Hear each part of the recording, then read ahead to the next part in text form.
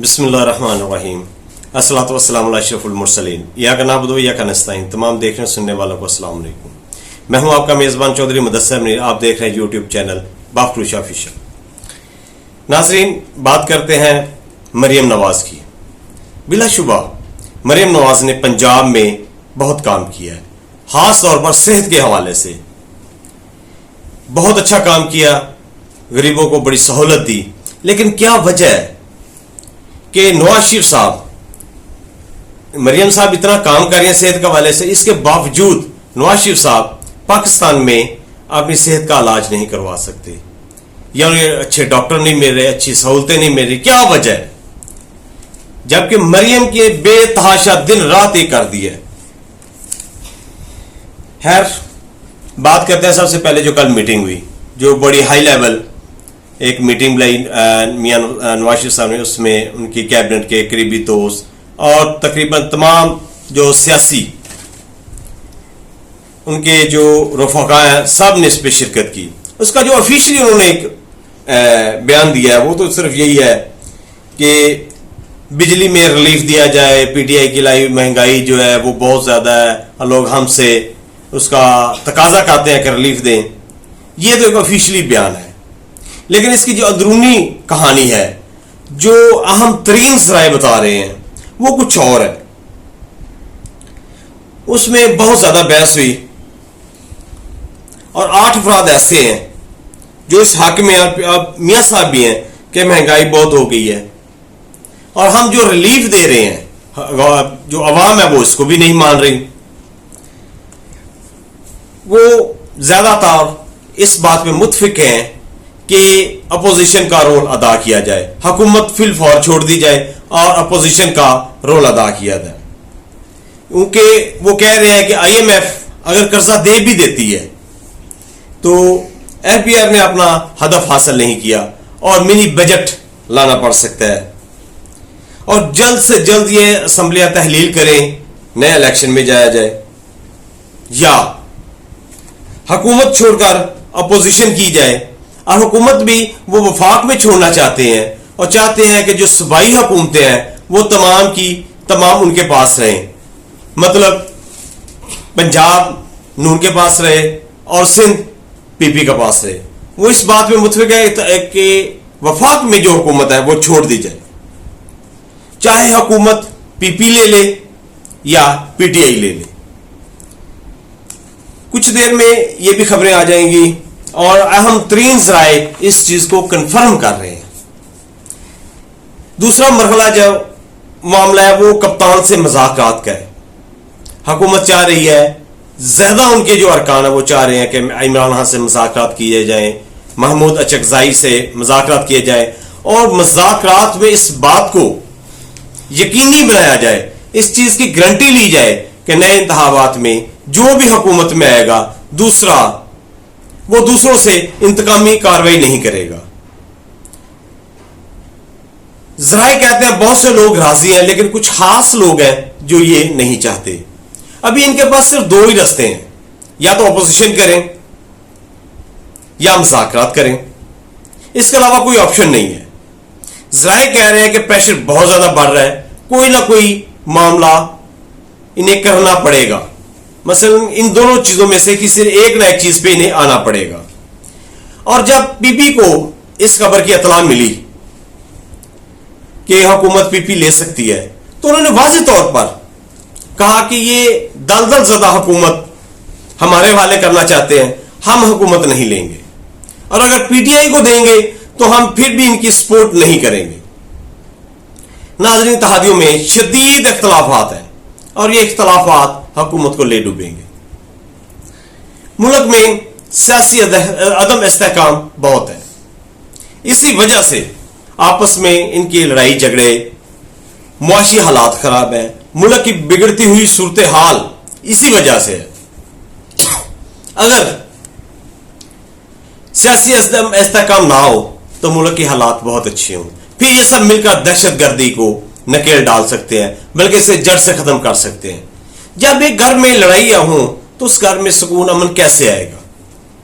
और दूसरा, हम अप टू डेट बकारी बन चुके हैं, सूटेड बूटेड, पढ़े लिखे, हम बेकारी हैं। दुनिया हमें कर्जा भी नहीं दे रही, वो कहते हैं कि ये बेकारी है। और जैसे शहबाज शरीफ साहब ने कहा था कि बेगर्स कांट चूजेस, बेकारियों की कोई नहीं होती। आईएमएफ से हमने 7 अरब कर्जा लेना है। जो हमारा फाइनेंसिंग गैप है वो 2 से 3 अरब है। आईएमएफ का एक क्राइटेरिया है कि उनकी डिमांड होती है कि हम जिस मुल्क को वो कर्जा देते हैं उनके खजाने में उनके जो रिजर्व्स हैं वो कि इतनी एक मिकदार होती है, इतने पैसे लाजमी होने चाहिए, लेकिन उसमें भी हमारे पैसे कम है। ये गारंटी होती है एक तरह की कि ये कर्जा हमें वापस दे देंगे। हमने बहुत कोशिश की, हमने सऊदी अरब से तेल उधार मांगा, उन्होंने रिफ्यूज कर दिया। अभी वो रेकोडिक मंसूबे पर 15% हिस्से जो शेयर है उस वो खरीदने की बात कर रहे हैं, जो अब के हुकूमत के साथ पास सिर्फ 25% शेयर है। इस पे भी बात हो रही है। हमारा कर्जा रोल ओवर नहीं हो रहा, चाइना भी हमारा कर्जा रोल ओवर नहीं कर रहा। रोल ओवर का मतलब है कि इस साल हम किस्त नहीं दे सकते, अगले साल हम किस्त देंगे। अगर उन्होंने किया है तो आईएमएफ को इसकी इतला नहीं है। अभी हुकूमत तकरीबन 4 अरब रुपए का कर्जा रोजाना ले रही है। नाज़रीन, ये कर्जा कहां जा रहा है, कहां पे खर्च हो रहा है? 130-32 अरब डॉलर हम पे कर्जा है। सर, हमारे 200 सरकारी अदारे जो हैं वो खसारे में जा रहे हैं। करंट अकाउंट जो खसारा है वो तकरीबन बेहतर हुआ है। महंगाई भी कुछ बेहतर हुई है, कम हुई है, अच्छी बात है, ये मानना पड़ेगा। ज़र मुबादला जो बाहर से पैसा आता है वो भी बेहतर हुए, ये भी मानना पड़ेगा। हुकूमत की ये कामयाबी है, लेकिन इसके बावजूद मुल्क तबाही के दाने पर है। खर्चे हमारे बहुत ज्यादा है और जो आमदन है वो बहुत कम है खर्चों के मुकाबले में। टैक्सों की भरमार है। पाकिस्तान एक बड़ी परेशानी के आलम में है। जब तक इत्तेहाद नहीं होगा सियासी जमातों में तो ये परेशानी खत्म होने वाली नहीं। एक तरफ हमारी सियासी सूरत हाल है, मुआशी सूरत हाल है, इक्तसादी सूरत हाल है और अमन अमान की सूरत है। ये बहुत सारे मसाइल हैं जो हमें मिल बैठ कर करने होंगे। और एक मैं छोटी सी मिसाल देता हूं अफगानिस्तान की। हमसे बाद आजाद हुआ, हम वो सारे कई दहाइयों से वो मैदान जंग बना रहा, एक जंग के बाद एक के बाद एक के बाद एक जंग। उनके 25 लाख तकरीबन जो पनाह गजीर है वो पाकिस्तान ने उन्हें पनाह दी। पाकिस्तान ने उन्हें बड़ा सपोर्ट किया, बुरे वक्त में उन्हें सहारा दिया। उनकी जो नई हुकूमत है 3 सालों में, हालांकि उनके जो असासे हैं वो भी मुंजमद है। इनकी गवर्नमेंट को किसी ने तस्लीम नहीं किया, मास हुए 3-4 मुल्कों के, चंद मुल्क है जिन्होंने इनको तस्लीम किया है। अमरीकी पाबंदियों की वजह से इनके असासे मुंजमद है, आलमी तौर पर तनहा है। 2-4 मुल्कों के अलावा किसी ने इन्हें तस्लीम नहीं किया। उनकी बैंकिंग पे पाबंदियां हैं, बेपनाह मसाइल है, महदूद वसाइल है उनके। उनकी जो एक्सपोर्ट है 3 साल में वो डबल हो गई है। महंगाई उनकी सिंगल डिजिट में आ गया है, मतलब 10 से कम है, 9 या उससे भी कम है। उनकी फौजी कुव्वत में बेपनाह इजाफा हुआ है।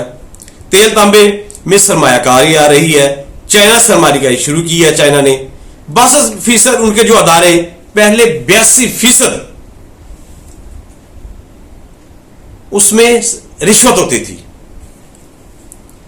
लेकिन अब ये 8% रिश्वत रह गई है। मतलब 82% से कम होकर उनकी रिश्वत जो है अदारों में 8% रह गई है। तेल की पैदावार उनकी 1100 टन मैट्रिक टन का इजाफा हुआ है।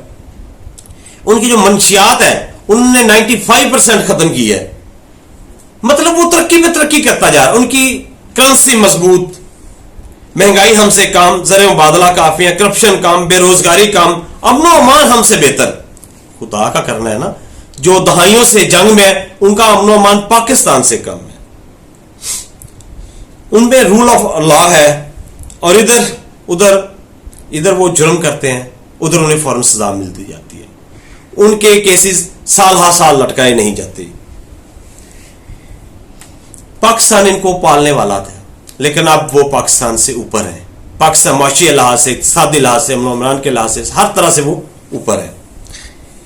और ये जो जजेस का तबादला हुआ है ये भी किसी बहुत बड़ी परेशानी और बहुत बड़ी कार्रवाई की निशानदेही कर जो बादलों में बज़ाहिर तो ये छोटा सा अमल लगता है, लेकिन ये लग रहा है कि पीटीआई के बारे में बहुत बड़ा क्रैकडाउन होने वाला है। उसकी हाई फाई जो लीडर है, लीडरशिप है, उनके बारे में वो परेशानी में आ सकते हैं, उनके लिए हर्डल्स आ सकती हैं, उनके लिए परेशानियां बन सकती हैं। ये अच्छी चीज नहीं हुई। तो अगले वीलॉग तक मुझे इजाजत दीजिए। अल्लाह हाफिज। पाकिस्तान जिंदाबाद, पाक आर्मी पाइंदाबाद।